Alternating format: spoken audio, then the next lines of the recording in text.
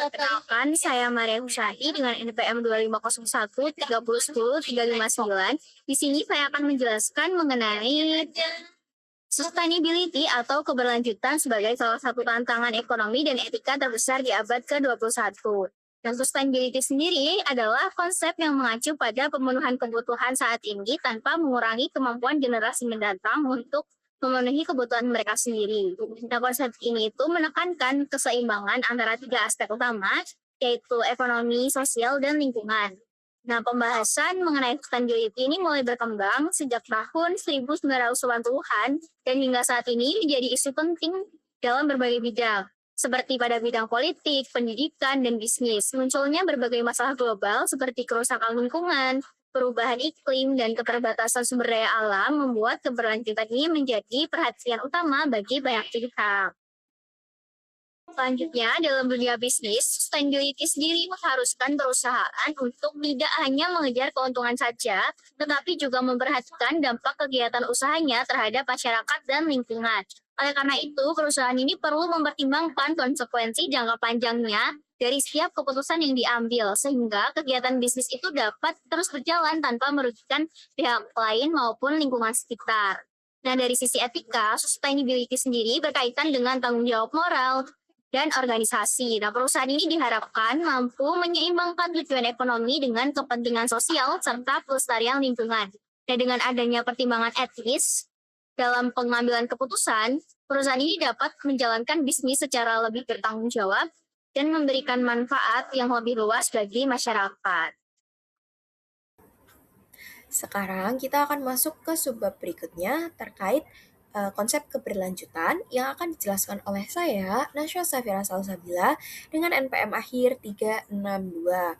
Jadi, kita mulai dulu dengan memahami apa sih yang dimaksud dengan keberlanjutan itu. Jadi, teman-teman, keberlanjutan pada dasarnya adalah suatu kemampuan untuk menjaga sistem, proses, atau entitas yang penting bagi kesejahteraan manusia dan alam, baik untuk saat ini maupun di masa depan. Artinya, kita itu nggak hanya memikirkan keuntungan ekonomi untuk saat ini aja, tapi juga bagaimana tindakan kita akan berdampak pada generasi dan lingkungan sekitar.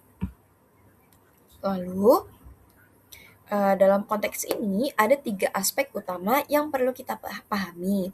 Yang pertama ada entitas. Entitas ini mencakup spesies, bisnis, dan kesejahteraan ekonomi yang perlu dijaga agar tetap berfungsi. Lalu yang kedua ada sistem. Untuk sistem ini, dia meliputi ekosistem, pendidikan, dan ekonomi yang saling terhubung serta saling mempengaruhi. Lalu yang ketiga, ada proses. Proses ini seperti pertumbuhan, evaluasi atau evolusi, dan kelangsungan hidup yang menjadi dasar keberlanjutan itu sendiri. Namun, keberlanjutan itu kan bukan hanya soal menjaga sistem atau proses saja. Dia itu juga memiliki makna moral yang lebih dalam, yang disebut dengan makna normatif.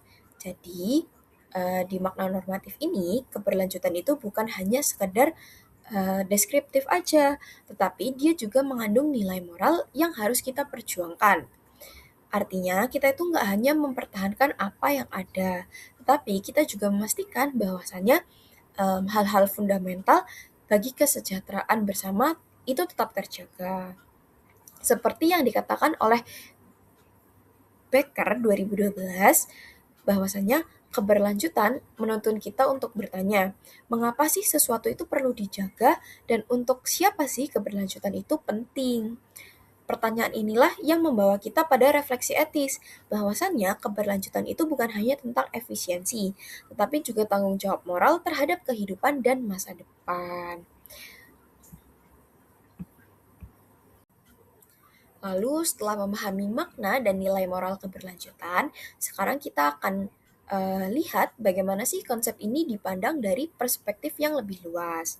Jadi, keberlanjutan itu bukan hanya membicarakan tentang manusia di saat ini aja, tetapi juga tentang masa depan masyarakat global, generasi mendatang, dan kehidupan non-manusia. Yang pertama bisa kita lihat terkait masa depan. Nah, tindakan yang kita ambil hari ini itu membentuk kualitas hidup di masa depan. Jadi, keputusan ekonomi atau lingkungan itu memiliki konsekuensi jangka panjang. Yang kedua, ada masyarakat dunia, di mana dampak ekonomi dan lingkungan itu nggak berhenti di satu negara aja. Apa yang dilakukan oleh satu pihak itu bisa mempengaruhi kehidupan orang lain di seluruh penjuru bumi. Lalu yang ketiga, ada bagi generasi mendatang, di mana mereka itu belum lahir, tapi mereka akan mewarisi kondisi yang kita tinggalkan.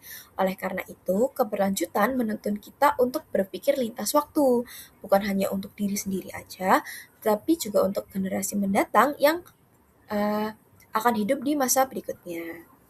Yang keempat, ada kehidupan non-manusia.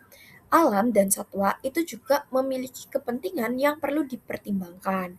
Keberlanjutan berarti menghormati kehidupan lain yang berbagi ruang dengan kita di planet ini. Kita kan paham toh, kita nggak hidup sendiri di planet ini. Ada tumbuhan dan juga hewan.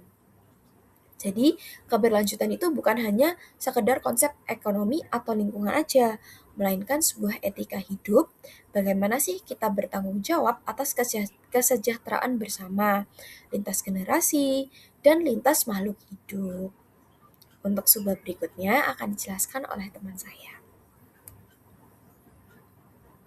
Bagian ini akan dijelaskan oleh saya. Sebelumnya, perkenalkan, nama saya Alfian Saleh dengan NPM 25013013034. Pada bagian ini, kita akan membahas mengenai etika keberlanjutan atau the ethics of sustainability. Jadi, keberlanjutan merupakan konsep yang didasarkan pada tanggung jawab moral manusia terhadap sesama, generasi mendatang, dan lingkungan. Artinya, setiap keputusan yang kita ambil saat ini tidak hanya mempengaruhi kehidupan kita sekarang, tapi juga akan berdampak pada orang lain dan masa depan, juga alam. Ada beberapa prinsip utama dalam etika keberlanjutan. Yang pertama, manusia memiliki kewajiban moral untuk peduli terhadap orang lain, termasuk masyarakat di berbagai belahan dunia dan generasi yang akan datang.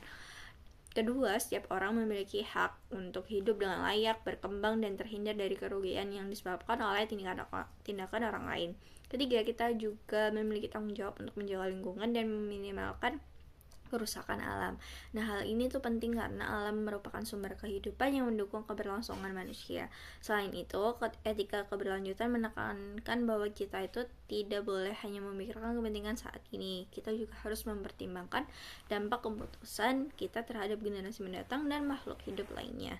Namun, dalam praktiknya yang sering muncul dilema etika ini, misalnya pembangunan industri dapat meningkatkan pertumbuhan ekonomi dan membuka lapangan pekerjaan, tetapi juga di sisi lain dapat menimbulkan pencemaran lingkungan. Oleh karena itu, diperlukan keseimbangan antara kepentingan ekonomi, sosial, dan lingkungan.